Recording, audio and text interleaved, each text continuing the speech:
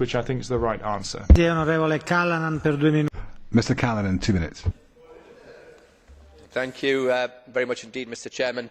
Let me start first of all by paying a genuine, heartfelt tribute to the work that Guido Sacconi has done on this. It's been a pleasure to work with him, and one of these days I may even learn Italian and be able to communicate with him properly. But he's leaving the Parliament next year, but he's done a fantastic job on this regulation.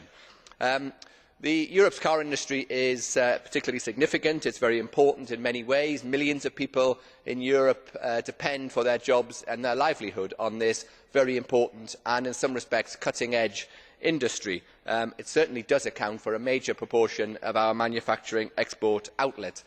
We have succeeded through various means exporting much of the rest of our manufacturing capacity to outside of Europe. We have to be very careful that we do not do the same with the car industry.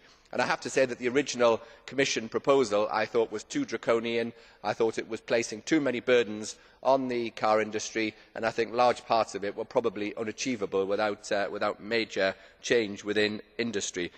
However, I think that we have now arrived at a very good and acceptable compromise.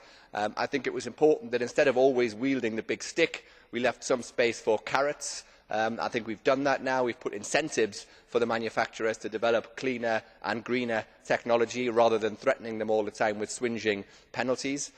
We must never forget the important role that the Member States will need to play in this, in terms of adjusting their tax systems to make the incentives for buying cleaner and greener cars much more attractive. So I think it is a good proposal now.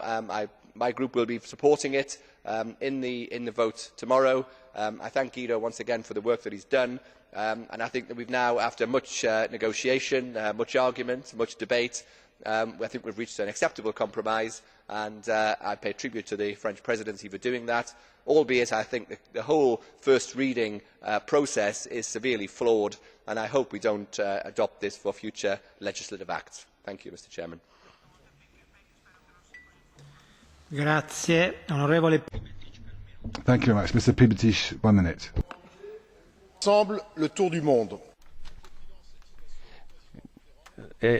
I would quote President Mitterrand as a way of showing that the climate change package is a real opportunity for development